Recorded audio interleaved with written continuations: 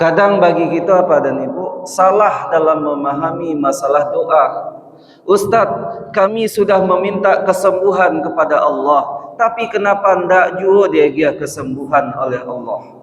Ustaz, kamilah bermohon kepada Allah supaya Allah menurunkan dan memberikan kesembuhan kepada kami. Namun nyatanya sampai hari ini kami ndak jua sembuh-sembuh do Ustaz. Nah, lantas ba'a maksud yang demikian? Kadangkala yang terjadi bagi kita Bapak dan Ibu, kita memahaminya langsung secara ketika berdoa langsung dikabulkan, bukan demikian. Namun yang mesti kita pahami adalah kita berdoa kepada Allah, yang kita pahami Allah pasti akan memberikan kesembuhan itu. Walaupun kita diagiah ujian sakit kepala, alun jua cegak-cegak, namun jantung kita masih aman. Alun pakai ring lah. Orang lain sakitnya lah sampai sakit jantung lah 3 ring. Kita sakit itu masih damam-damam sakit. Lambung kita masih aman. Usus kita masih aman. Jiwa dan raga kita masih aman. Maka perlu kita caliak ke dalam balik. Masih untung sakit ujian yang diberikan oleh Allah kepada kita. Maka perbaiki zikir dan doa. سبح اسم ربك الأعلى الذي خلق فسوى أعوذ بالله من الشيطان الرجيم بسم الله الرحمن الرحيم السلام عليكم ورحمة الله وبركاته.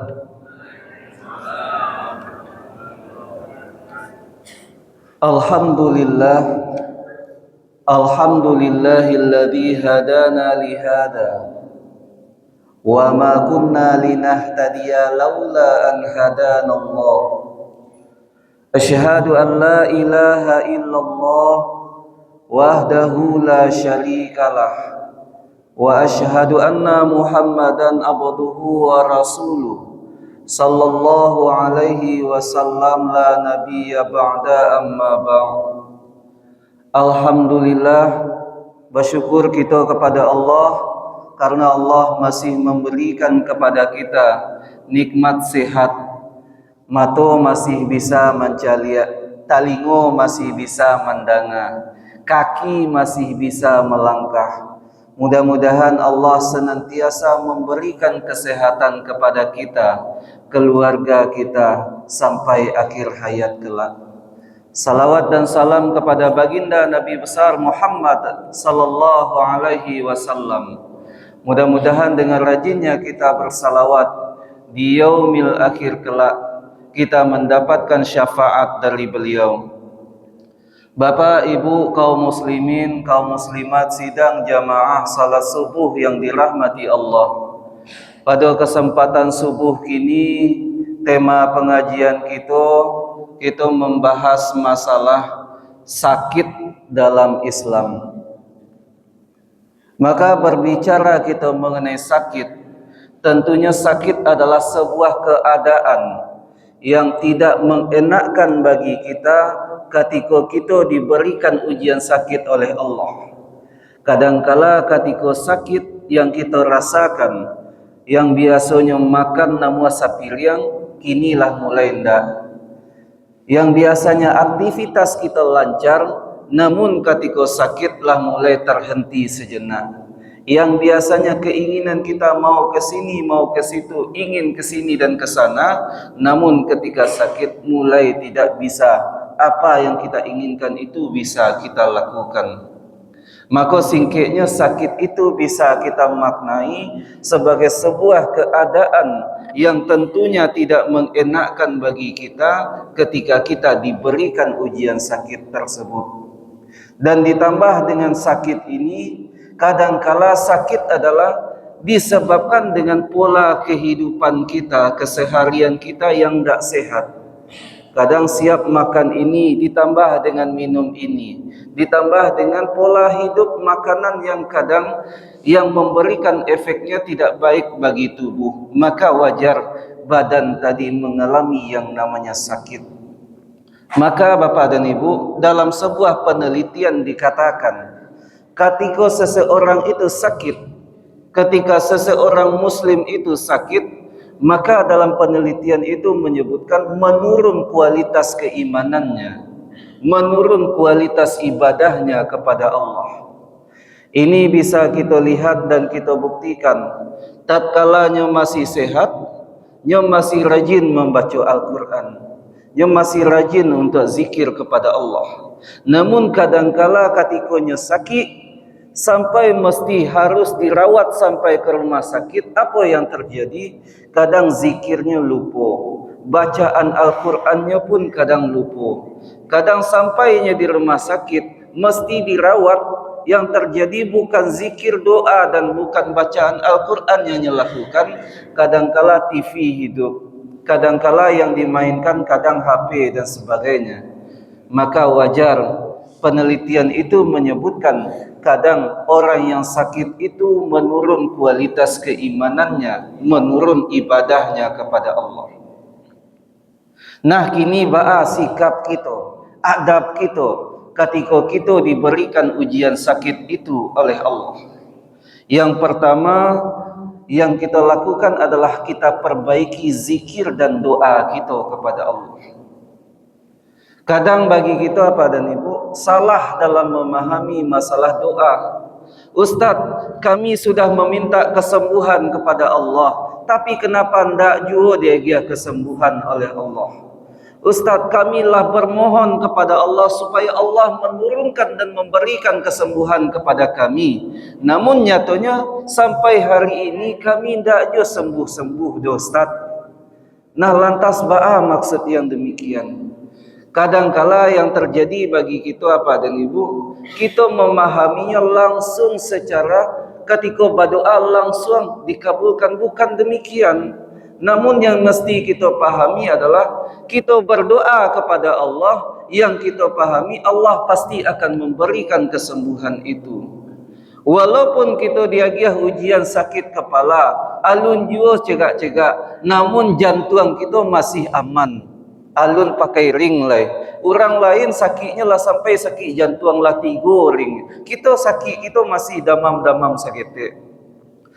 Lambung kita masih aman. Usus kita masih aman, jiwa dan raga kita masih aman. Maka perlu kita caliak ke dalam balik, masih untung sagete ujian yang diberikan oleh Allah kepada kita.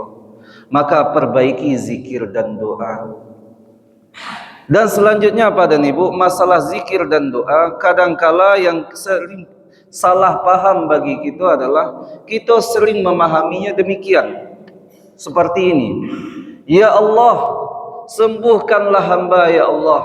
Kalau seandainya hamba sembuh nanti ya Allah, maka hamba akan berpuasa. Ya Allah, sembuhkanlah hamba ya Allah. Kalau sehat hamba nanti ya Allah, hamba akan bersedekah. Maka perbuatan yang demikian menurut sebagian para ulama lebih rancak ditinggalkan. Kenapa perbuatan tersebut lebih bagus ditinggalkan? Karena kadangkala kita suka menjanjikan sesuatu kepada Allah. Kadangkala ketika sudah dikabulkan oleh Allah, maka kadang berat bagi kita untuk membayarkan janji yang telah kita ucapkan di awal. Maka baiknya menurut para ulama perbuatan demikian bagusnya dikerjakan terlebih dahulu ketimbang kita menjanjikan sesuatu kepada Allah. Maka jangan menjadi caleg di hadapan Allah, suka memberikan janji-janji. Maka baiknya bagaimana? Baiknya adalah puasa kita dahulu, maka di waktu berbuka berdoa kepada Allah, ya Allah berikanlah hamba kesembuhan. Sedekah kita dahulu, maka di waktu selesai sedekah maka kita minta, ya Allah berikanlah hamba kesembuhan. Kalau seandainya tidak cegak-cegak kita, tidak sehat-sehat kita, tidak kapuaso kita, tidak akan sedekah kita, maka bagusnya adalah kerjakan perbuatan itu dahulu, selesai dikerjakan berdoa kepada Allah. Maka adab yang pertama, perbaiki zikir dan doa kita kepada Allah. Yang kedua Bapak dan Ibu, tatkala kita diberikan ujian sakit oleh Allah, yang kita perbaiki adalah perbaiki bacaan Al-Quran kita. Bukankah nama lain dari Al-Quran adalah Asy-Syifa? Ada kesembuhan di dalamnya, ada obat di dalamnya. Maka ketika sakit, perbanyak bacaan Al-Quran. Andai kata sakit itu mesti dirawat sampai ke rumah sakit, maka jangan lupa dibawa Al-Quran. Sambil menunggu sembuh di rumah sakit 2 atau 3 hari, maka silahkan kita baca Al-Quran tersebut. Tujuannya apa? Karena Allah akan memberikan kesembuhan bagi kita nantinya. Andai kata masih sakit juga, apa yang kita lakukan? Perbaiki yang ketiga, solat sunnah kita. Entahkah itu solat sunnah di waktu malam, entahkah itu solat sunnah di waktu duha. Perbaiki solat sunnah kita. Bukankah salah satu doa yang paling cepat dikabulkan oleh Allah, salah satunya adalah doa di waktu solat malam? Maka perbaiki solat malam kita dan solat di waktu duha kita. Andai kata masih sakit juga kita, maka kita perbaiki yang keempat. Apa namanya? Perbaiki sedekah kita. Maka bukankah sejatinya sedekah itu adalah penolak bala? Maka ketika kita bersedekah, maka seraya kita, ya Allah berikanlah hamba kesembuhan. Maka sedekah sejatinya penolak bala dan pemberi keberkahan kebaikan bagi kita yang memberikan sedekah tersebut.